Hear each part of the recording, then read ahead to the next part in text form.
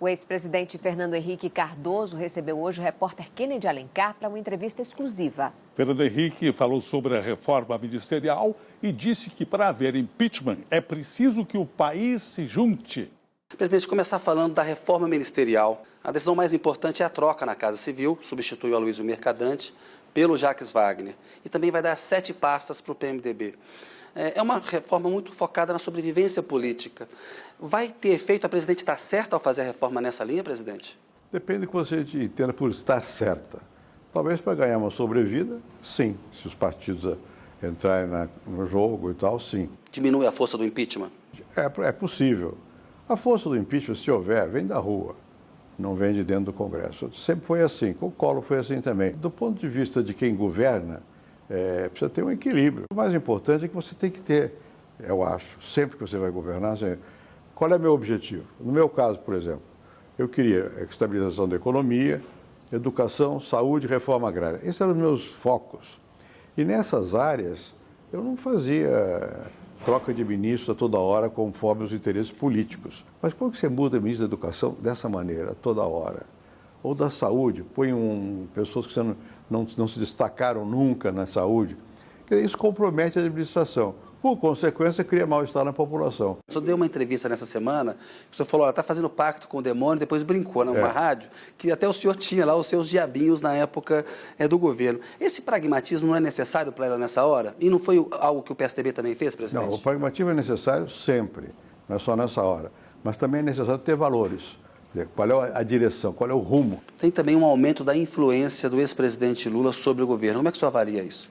Bem, o ex-presidente Lula é um homem influente no PT, e o PT tinha certa influência no Brasil.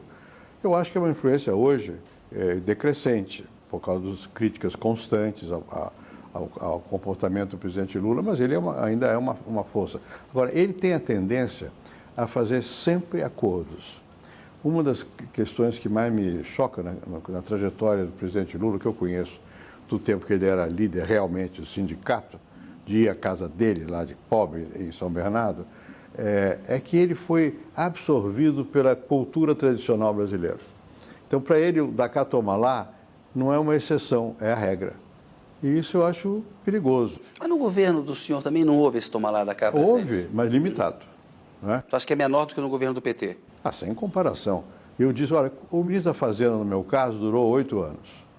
Malan. O ministro da Educação, também. Na saúde, o Serra durou 5 anos. Né? Na reforma agrária, foi o Raul Jungmann. Quer dizer, nas posições que eu achava para o meu plano centrais, eu não estava nesse da cá toma lá. O senhor não abriu mão disso? Não abri mão. O que você pode fazer? Você sempre tem alguns ministérios, onde você tem que ter, para você ter apoio, você tem que ter também, dar uma parte do governo. Veja você. Havia o Iris Rezende na Justiça durante um tempo, o ACM comandou Minas e Energia e Previdência. Nunca comandou nada. O ACM ele indicava, né? Não. E mesmo no caso de Previdência, quem indicou fui eu, que era o Stefanes, né? Não foi o Stefanes. Foi o Stefanes.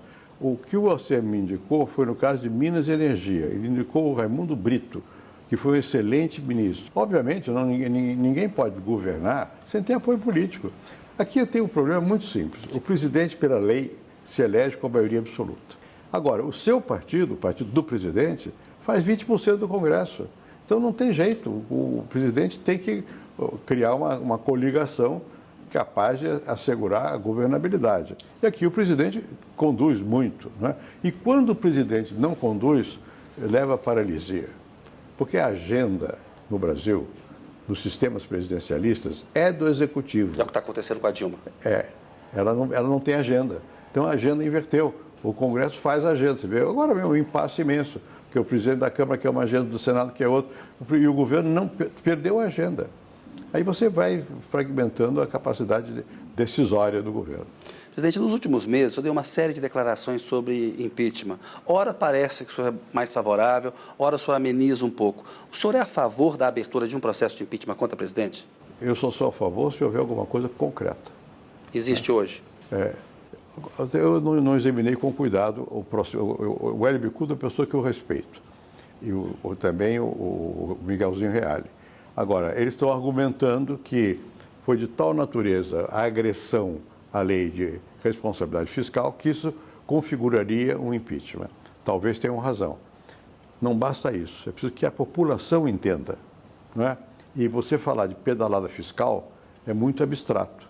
Então, eu não acho que você queira desejar, que se deva desejar o impeachment.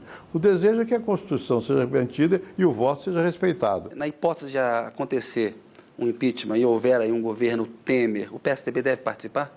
Eu não acho que se deve muito especular com essa hipótese, porque o impeachment eu não creio que seja, como eu disse aqui, uma aspiração.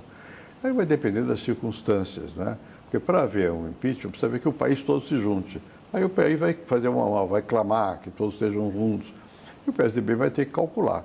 Porque o problema é o seguinte, você ao mudar uma pessoa, no caso o presidente da República, você não muda as dificuldades do país. É atribuída ao senhor uma avaliação de que falta unidade no PSDB a respeito do impeachment, porque o Aécio desejaria uma decisão do Tribunal Superior Eleitoral para ter novas eleições. O Alckmin prefere que a presidente fique no poder até 2018 para ser candidato. E o Serra gostaria de participar de um governo Temer. É correta essa sua avaliação? Não é minha avaliação. Isso é atribuído a eles. Eu não sei se é isso. E se for, também é legítimo. O que tem acontecido sempre no PSDB, a despeito de que cada um tenha o seu caminho, ou que possa eventualmente beneficiá-lo, as pessoas se entendem e vão ver o que é mais importante num dado momento. Em todos os partidos você tem...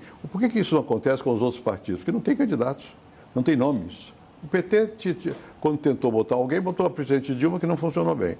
Só tem o Lula, não é? O PMDB até hoje está em busca de um. O problema do PSDB é que nós temos excesso de bons nomes. Você acha que o Lula vai ser candidato em 2018? Se ele tiver condições para ser, provavelmente o partido vai obrigá-lo. Eu não sei se ele vai ter condições, eu me refiro tanto íntimas dele, de querer ser, saúde, que eu espero que tenha, mas também o que vai acontecer com todos esses processos que estão em marcha aí. Na questão do Lula, recentemente algumas reportagens na imprensa apontaram uma ligação dele com a Odebrecht em viagens internacionais, acusando o ex-presidente de fazer lobby. O senhor acha que o ex-presidente Lula, nessas viagens internacionais, quando presidente, ultrapassou o limite? Olha, só teria ultrapassado se tivesse recebido favores ou recursos pessoais das empresas. Eu não sei, eu acho que é normal que os presidentes defendam os interesses das empresas do seu país, né? É normal. Agora, essa defesa, em geral, não é uma defesa de uma empresa, é a defesa do conjunto das empresas. Mas, ainda que seja de uma, a aviação, por exemplo, nós só temos a Embraer para exportar. É óbvio que os presidentes fazem a defesa da Embraer. A defesa da Embraer. Agora, não pode receber qualquer favor da Embraer, nem qualquer recurso da Embraer. Aí é óbvio. É o que ele nega de aí receber. É corrupção.